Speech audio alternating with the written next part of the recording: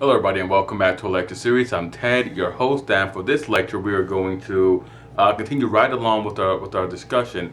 In our last discussion we looked at the Bronze Age cultures, at the Bronze Age states, and in particular we were looking at the rise in our last lecture at the rise of the states of the Levantine shores. We looked at the Phoenicians. We charted the Phoenician rise, had the to become the great maritime peoples, to establish the great maritime tradition of the Near East.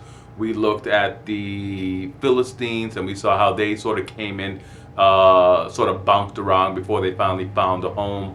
We looked at the rise of the Hebrew states. We looked at the Northern Kingdom and the Southern Kingdom, the Kingdom of Israel and the Kingdom of Judah. We charted their success, and we also saw the truly stunning transformation of the Hebrew religion, as it transcended and it absorbed some of the influences that we saw Akhenaten put out when he developed the Optimism, when he developed his own monotheistic religion. Um, we also charted the amazing success of we hinted at the success of the Assyrians, and throughout this course, really, we've sort of hinted at how the Assyrians were always on the bubble. They were always like around, sort of circling the drain, sort of peering over the shoulders, trying to get into the action. And in this lecture, we're going to cover the Assyrians.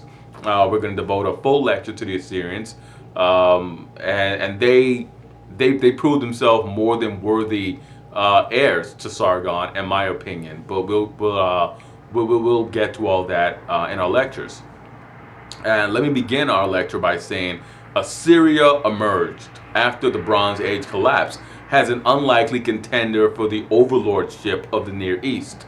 They had been a rather minor player in the affairs of the ancient Near East for centuries.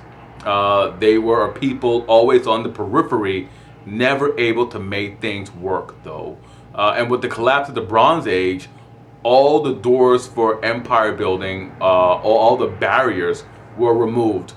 Egypt by 1050 was in decline, having lost her Levantine provinces and barely managing things in the Nile. Egypt will be overthrown by a successive military dynasty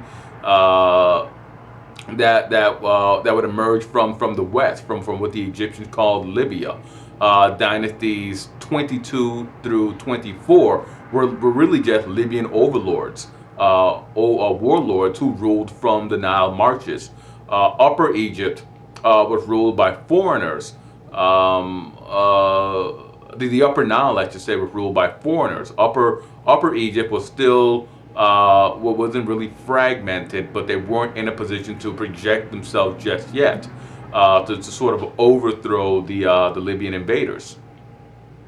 Um, the rulers of the Upper Nile, they were far more concerned with maintaining their grab or their hold on power than expanding Egyptian influence into the Levant.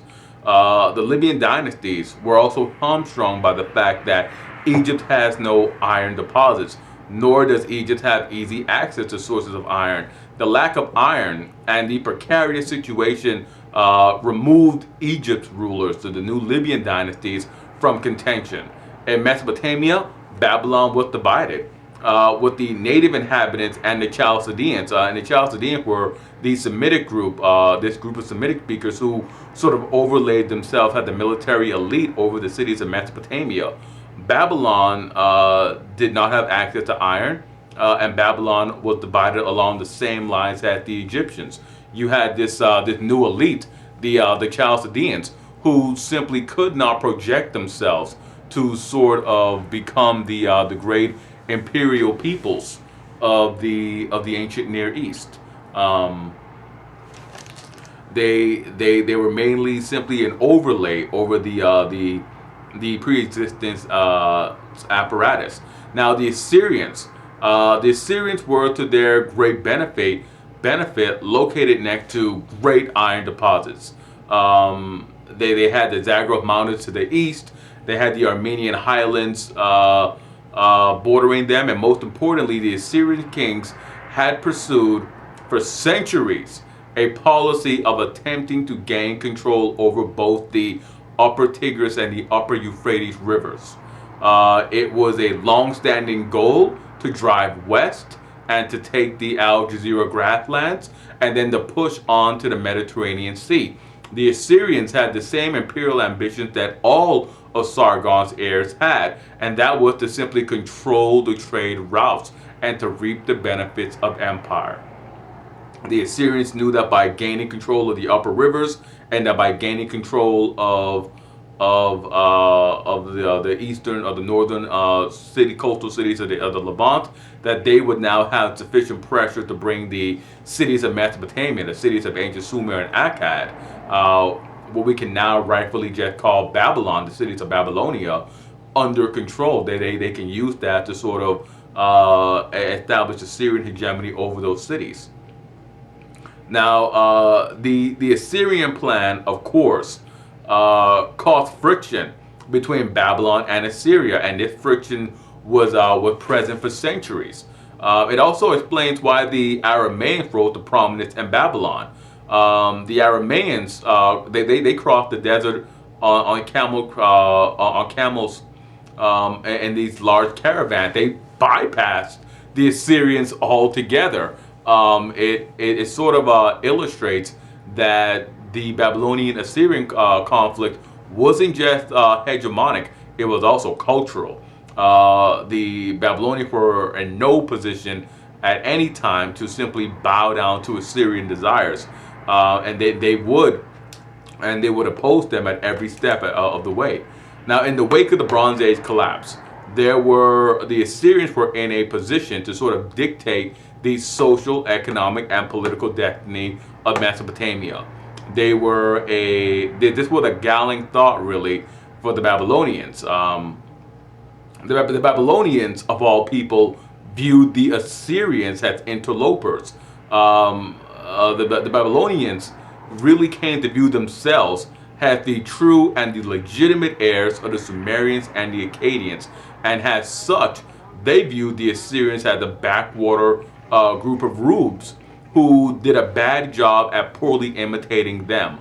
They would not brook any Assyrian ambitions, and in the age of Assyrian hegemony, it would be the Babylonians who would repeatedly rebel and conspire with other groups to overthrow the Assyrians. The Assyrians had all the ingredients needed to be a great power of the Near East: access to iron, control of the northern trade routes, and access to bellicose tribal people. Now, the Assyrians also brought in the Aramaeans. They brought in Aramaeans into Assyria proper, and the Aramaeans were readily assimilated into the greater Assyrian population. Records indicate that there was no great emphasis on ethnicity within Assyria. Assyria was to the elites and the people living there a political designation, not an ethnic designation. Those who fought for the Assyrian army were loyal in royal service, were seen as an Assyrian. There wasn't any, this man is in Assyria, but he's an ethnic Aramaean, so he's not an Assyrian. His children can't be an Assyrian. It's this man is simply an Assyrian. He serves the king, he fights in the army, he's an Assyrian. The Assyrians also enjoyed a very long succession of able monarchs who were able to develop the bureaucracy and the traditions of the Assyrian state, beginning with their king Ashur-uballit I. And it was Ashur-uballit I who shook off the Mitanni in the wake of the Hittite victories in northern Mesopotamia and took the title Lord of the Universe. And Lord of the Universe is an old regal title dating back to the reign of Sargon of Akkad. Ashur-uballit I, he set the tone for the future Assyrian kings, who all came to view themselves as the heirs of Sargon and his Akkadian heirs. The successors of Ashur-uballit were able to consolidate Assyrian control over northern Mesopotamia and threaten both the Egyptians and the Hittites when Ramses the second and Hattusilus the third, when they signed their treaty back in 1257 BCE, it was to settle things in the Levant so that they will be able to band together to stifle Assyrian ambitions of breaking through to the Mediterranean Sea. Tukulti-Ninurta the first, he was that Assyrian king who captured Babylon. He captured Babylon and he broke Kassite power in 1230 BCE. He briefly succeeded in fulfilling the ambitions of all Assyrian kings. That is in the unification of Mesopotamia under Assyrian hegemony. And the Assyrian hegemony, of course, will be centered upon the city of Ashur. Now, Tukulti-Ninurta I had to relinquish his conquest. He could not hold on to Babylon. It was just too difficult. The Assyrians had not yet developed the bureaucratic traditions or the bureaucratic instruments to make holding such a long distance city or urban center or province really feasible. So we had to relinquish Babylon, and his successors had to contend with the arrival of the new peoples of the Near East, the ancestors to the Persians and the Medes, the reconfiguration of power in Asia Minor with the Phrygians and the Sea peoples attacking Egypt and the Levantine shores. The Chaldeans move into southern Mesopotamia, and the Levantine shore balance of power is remade, in addition to a breakdown in international trade. Now, during the next two centuries, the Assyrian kings go on to forge the most disciplined army, and they go on to develop the most astounding tactics that will allow the Assyrians to conquer the Near East. The Assyrians learned iron smelting, and they develop a wide array of uses for iron. Artifacts from Ashur, the ancient capital, and Nineveh, the royal administration center, are amazing. The Assyrians had access to the grassland, which allowed them to raise horses for war. They were capable of organizing both war chariot corps and a new innovation, a new innovation in warfare, and that is horseback cavalry. The Assyrians have they introduced both lancer cavalry, and that is simply men armed with long spears, and literally it's taking the old block infantry formation of the spearmen, putting him on horseback, and having him charge into enemy formations. That's what the that is what the lancer is. That is the basic job definition of the lancer. The lancer is simply there to take his spear and to drive his spear, to thrust his spear into an enemy formation. And along with that, they also developed the horseback archer. They introduced the horseback archer into Near Eastern warfare. Both of these were developed during the long 2 centuries following the Bronze Age collapse. Had they fought tough border wars against these newcomers, they were able to lead. They were led by a pragmatic set of kings who were more than willing to adopt new strategies if it would further Assyrian aims. They had the foresight to assimilate conquered peoples into Assyria. Into the Assyrian general population, using their abilities to complement the nascent Assyrian bureaucracy. Now, Adad-Nirari II, he put these, King Adad-Nirari II, he put these policies to use when he launched his campaign west along the trade routes of the Levantine shore, targeting those Neo-Hittite kingdoms and, of course, the Aramaean cities. The Aramaean cities being the Phoenician cities and the Hebrew kingdoms and of course the Philistine state.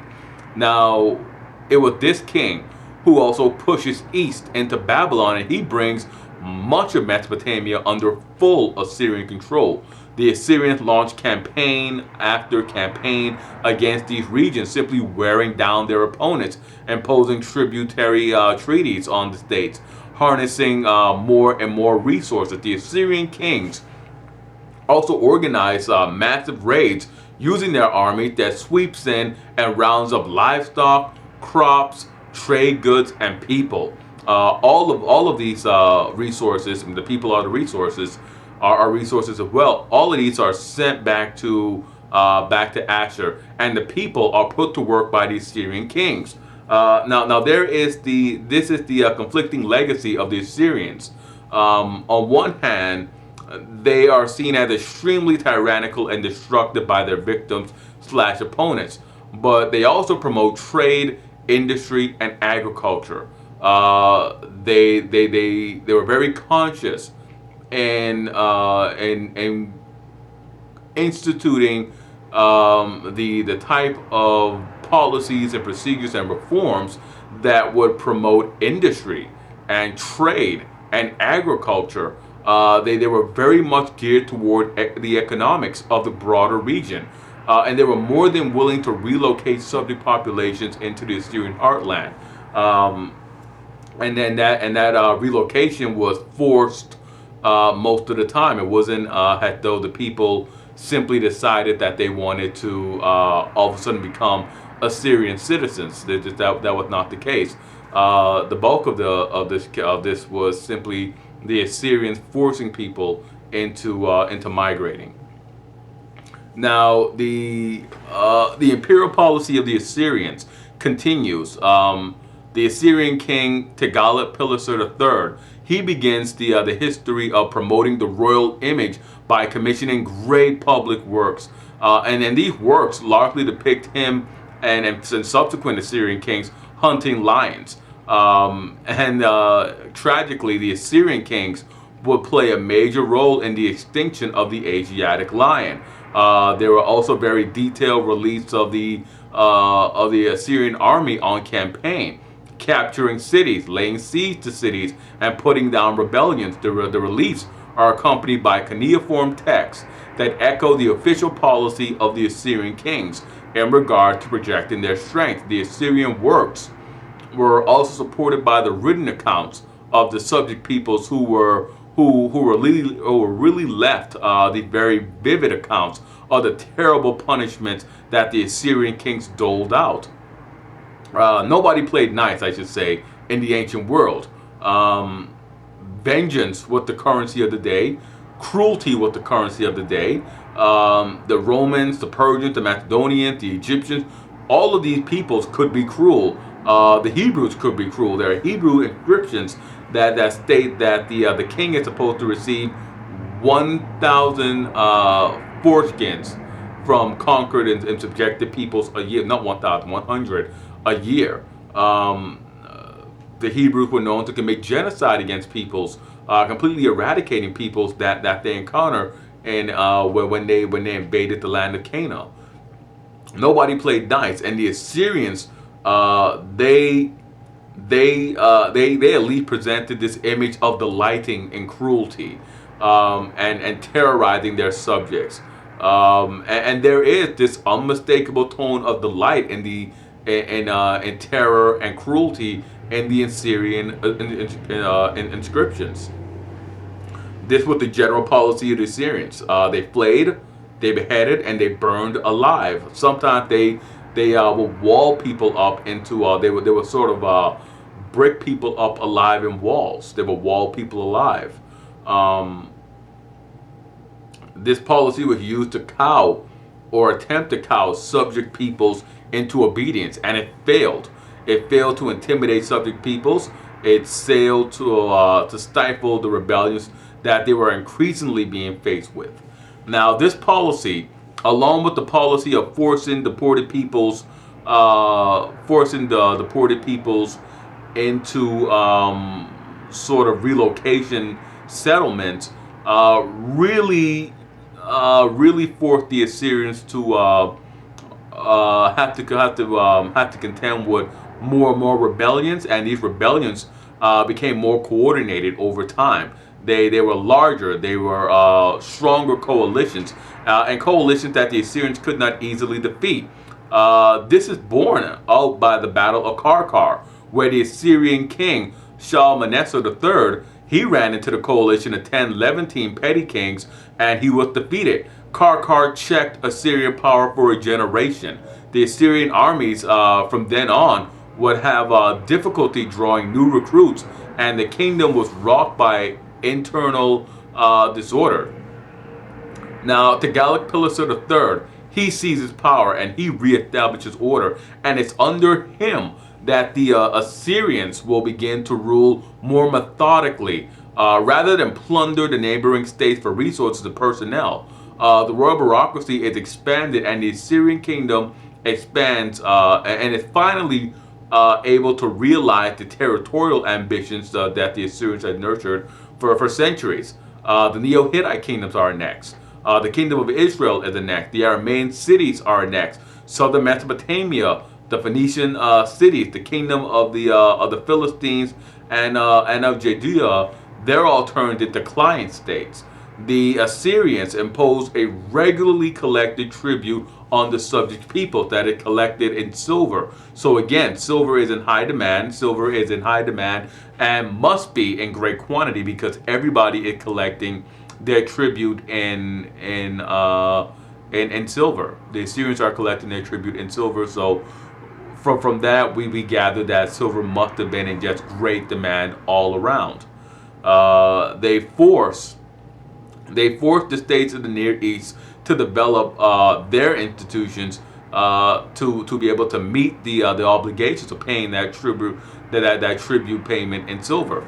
The populations are subject to a census, and the men are conscripted into the army or assigned labor service duties. The Assyrians imposed a system of standard measurements and weights in the Near East. The Phoenicians and the Arameans, the mercantile peoples, they're delighted by this, and they prosper under Assyrian hegemony. The Assyrians also standardize laws.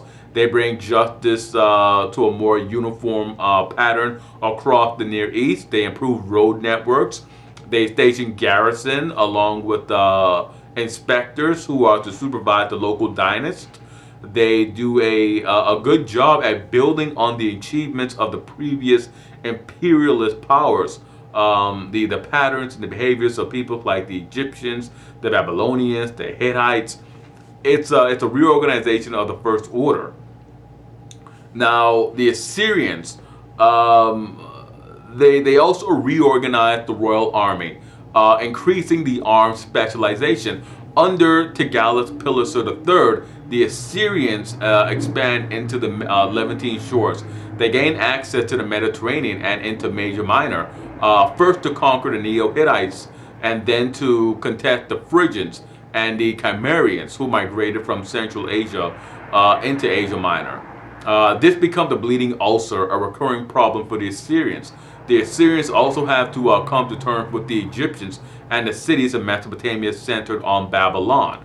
The Egyptians under the Libyans rule until Dynasty 25, and Dynasty 25 rises up and displaces Dynasty 24. Dynasty 25 is once again a dynasty, a family that emerges from the African interior. This time, they're not coming from Waset. This dynasty is coming from Nubia. Still following on the traditions of a great royal figure, great royal dynasty, establishing itself coming from the interior of Africa to reorganize and reorder Egypt with good government. Dynasty 25 rises. The Nubians had finally coalesced under a great royal figure, and they were united under a dynasty of centralized kings. The kings of Egypt and Nubia encouraged rebellions against the Assyrians by the peoples of the Levant, while failing to provide the necessary external support. So this leads Sargon II of Assyria, and he is named intentionally after the Sargon of Akkad. Sargon II, he invades, and he's the king who displaces the 10 lost tribes. He's the king who destroyed the northern kingdom. I had stated before, the Babylonians resisted all efforts of the Assyrians, and they sort of also become a bleeding ulcer to the Assyrians' attempts to institute an hegemony over the Near East. Now, Sargon's son, Sennacherib, he's remembered to have one of the most terrifying Assyrian kings of all time. He puts Jerusalem under siege.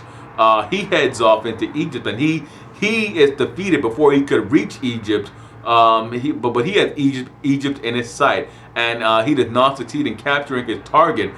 He died before bringing Babylon, bringing in Babylon, before putting down, bringing Babylon to heel, and he also dies putting down two major rebellions. Now, the second of which was a long drawn out affair, the second rebellion, in which many of the towns of southern Mesopotamia were simply destroyed by the Assyrians as punishment. And in 689, Sennacherib succeeds in finally capturing Babylon, and he razes it. He destroys Babylon. He destroys the city. He carries off all the gods of Sumer and Akkad back to Assyria, and he actually curses Babylon. This occurs in 689 BCE, and that was actually the sort of apex, not the sort of it was the actual apex of Assyrian power. The situation doesn't last long. Sennacherib's son, Esarhaddon, he comes to the throne in 681 BCE, and he immediately commissions the rebuilding of Babylon. There needs to be a major city of Mesopotamia for which all the peoples of Mesopotamia can focus on and can view as their and can view as the great successor to Asargade and Ur. And Babylon filled that role. They probably could have founded a new city. They probably didn't need to found Babylon. They simply could have rerouted the great trade routes and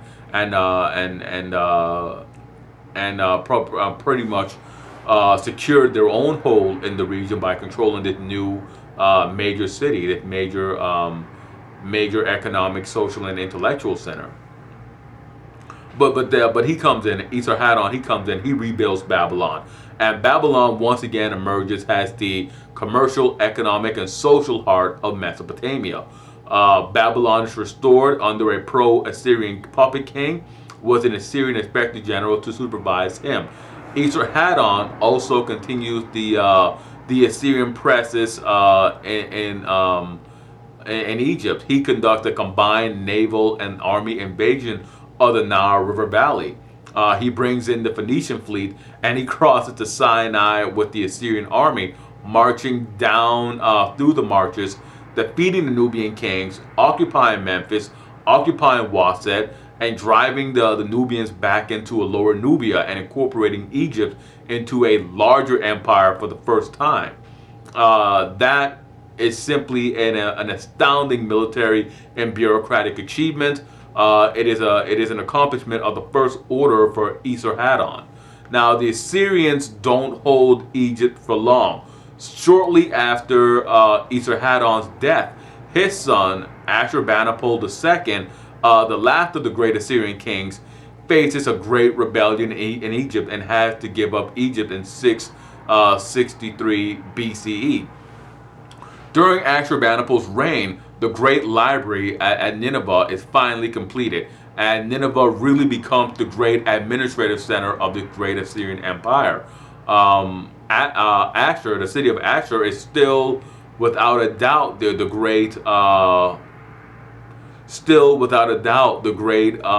capital, the great outwardly capital, the great social capital of the empire. But it is at Nineveh that all the great administration is done for the Assyrian Empire. The library is housed the Assyrian copies of the Mesopotamian literary classics like the Epic of Gilgamesh and the Flood myth. The library was destroyed tragically in 612. The clay tablets were baked in the fires, and thus they survived today, but the library itself was destroyed in 612. Ashurbanipal also sponsored all of the important economic and cultural types of reforms that his predecessors did. He begins the process of incorporating different artistic traditions of the Near East into a new, very sophisticated style. Now, Ashurbanipal II faced the same dilemma all Assyrian kings faced, and that is attempting to assimilate all the conquered peoples into the core Assyrian kingdom. The Assyrian Empire, for all of its administrative qualities, progressive economic and agricultural innovations, military success in battles, and in siege, was rocked by rebellion after rebellion. It appears that nobody wanted to be under the hegemony of the Assyrians, and that everybody at every term, at every instant, simply fought off the Assyrians. They simply gathered together and they did what they could to fight off the Assyrians. Ashurbanipal is facing this problem. He and his advisors, they cannot reconcile the people of southern Mesopotamia, in particular the Babylonians, to their rule. The Babylonians, in conjunction with the Medes and the Persians, two Iranian peoples that were the focus of Assyrian aggression, and thus forced to organize ally. And after Ashurbanipal II's death, his sons fight a civil war to succeed him. This infighting weakens Assyria. And while the Assyrians are distracted, the Chaldean puppet king in Babylon, Nabopolassar, who was not a Sumerian, Akkadian, or Amorite, but a Semitic Chaldean tribal dynast, he rebels and he declares himself king of Babylon. The Assyrian rule was so unpopular that the Amorites, the ethnic Babylonians, were willing to accept him as their king. The Sumerians and the Akkadians were willing to accept him as their king. They go along and they support him in his rebellion. The reorganized Babylonians, along with the Medes, lead a coalition that in 612 put Nineveh under siege. And after 3 years, they captured the city, the administrative capital of Nineveh. Now, they were able to capture Nineveh because the Tigris overflowed its banks, undermining the mud brick walls of the city. I wouldn't say that they were better in terms of siege warfare or even in terms of like land battles than the Assyrians. The Assyrian capital fell because their defensive structure were compromised. The Babylonians level Nineveh, and this is done in retaliation for the capture and the raiding of Babylon. Nabopolassar, he also wanted to ensure that no city in Mesopotamia ever tried to usurp Babylon's place again. This was a retaliation and a warning to other cities that you do not come to Babylon, you do not try Babylon like that.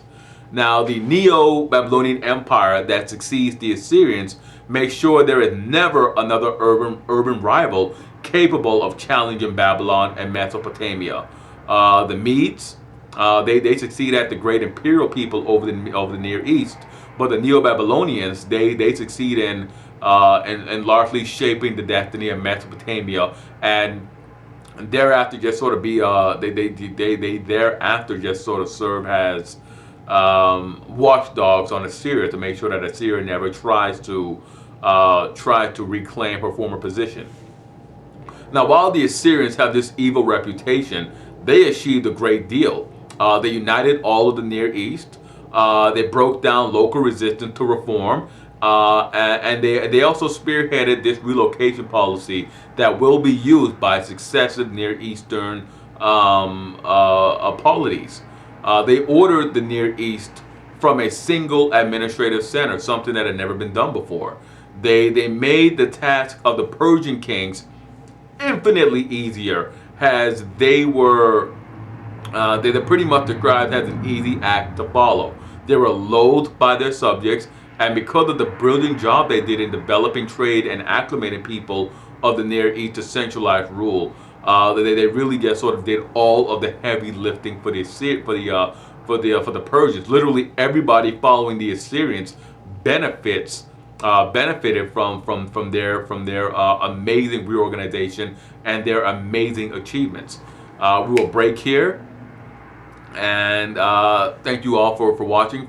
Hit like, subscribe, and comment. Let me know what you thought about this lecture about the Assyrians. Let me know what you thought about the stunning achievements of the Assyrians and their sort of harrowing rise from periphery player to the main imperial power of the Near East. As always, I am Ted. Hit like, subscribe, and comment, and I will see you guys next time for another lecture.